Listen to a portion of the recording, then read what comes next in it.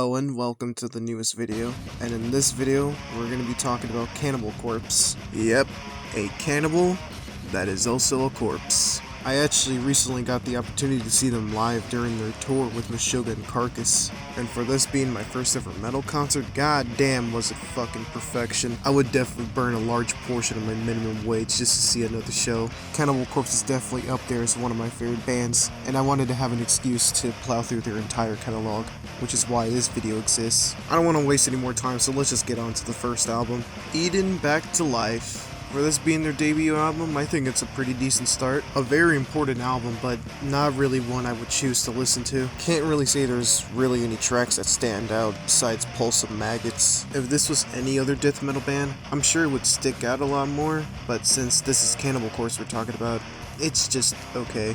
Butchered at Birth. This is easily one of their most disturbing covers for me personally. They are known for their shock factor, but goddamn, when it comes to babies, it does get me a little bit. Another album that doesn't really stick out to me personally, well, besides the fucking cover, I also think this album's pretty decent. Tomb of the Mutilated. Oh, now we're definitely getting to the good shit. What else can I say about this album that hasn't already been said? It's a fucking masterpiece. It's one of the biggest and one of the most influential death metal albums out there. I mean, when you got tracks like Hammered Smash Face, I Goon Blood, and Addicted to Taco Skin, these three tracks alone put this album into god tier, bruh. Hell, they even have a track that describes your weird creepy uncle no one invites.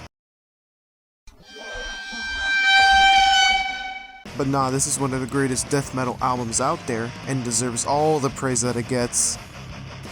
I don't like the bleeding. You need to leave! I know this is a controversial take, but I have one main reason why I couldn't get into this album, and it's all because of this fucker right here. I don't hate Chris Barnes' vocals. I actually quite enjoyed them in the past three albums, and him going for an approach on this album where we can actually understand what the hell he's saying, I applaud it. But then this schizo pothead had to introduce this. He had to introduce the freaking E's on this album, and they're like nails on a chalkboard to me. Each time he does those horrible squeals, I get closer to just freaking closing the song. Now, I don't hate the whole album. I actually liked a few tracks. But each time I think I'm about to enjoy a track, he always has to pull out the stupid.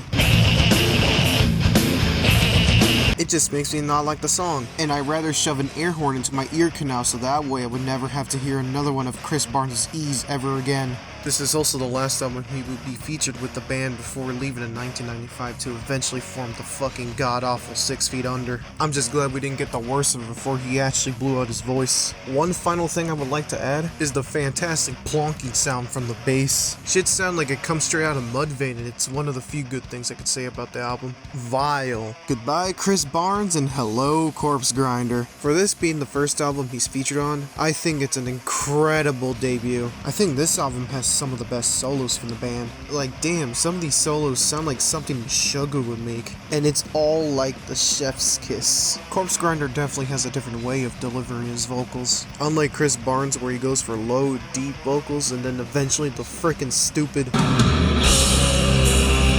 Corpsegrinder goes for higher pitched banshee-like screams, and they just sound fantastic, especially the explosive scream on the opening track. I wasn't really expecting much from this album, but damn did it exceed my expectations, and is easily one of my favorite albums from them, and what I would consider as a hidden gem for the band. Gallery of...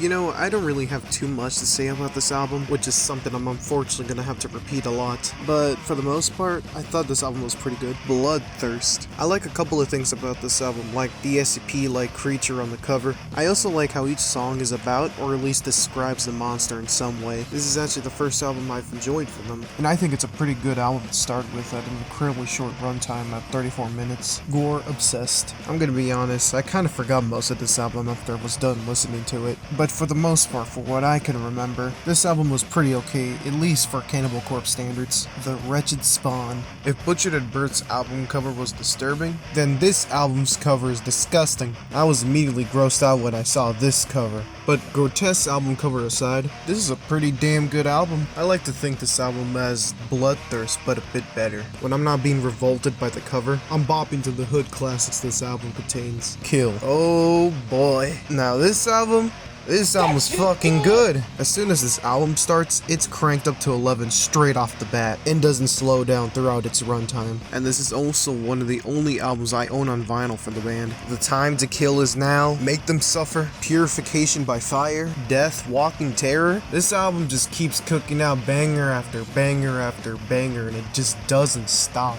And it's probably one of my favorite albums from the band. It's just a masterpiece. Evisceration Plague. This album is often considered as the black sheep for the band, since it's sandwiched in between two Super Saint God tier level albums. Personally, I thought the album was okay. Nothing to write home about. Torture. Now we're fucking talking. Scourge of Iron. Demented Aggression. The Strangulation Chair. Rabid. These few tracks put it into God tier alone. Enough said. A Skeletal Domain. Man, they just could not stop cooking. Kill or Become, High Velocity Impact Spatter, Bloodstained Cement. Just all around another really good album. Red Before Black. After getting so many good albums back to back, this album only came off as okay to me. Such a shame too, since we were on such a good hot streak. Violence Unimagined. Yep, this album is just more of the same. Inhumane Harvest and Bound and Burn are really good songs though. Chaos Horrific. Repeat what I said for the last album and it applies here as well. Alright. I would say, in conclusion, Cannibal Corpse is one of those few bands that, in my opinion, have a pretty much flawless discography, and easily I can consider them up there as one of the greatest death metal bands ever. Sure, they can get samey and repetitive at times, but I would never outright call them bad. And if I were to try to rank all 16 albums from worst to best,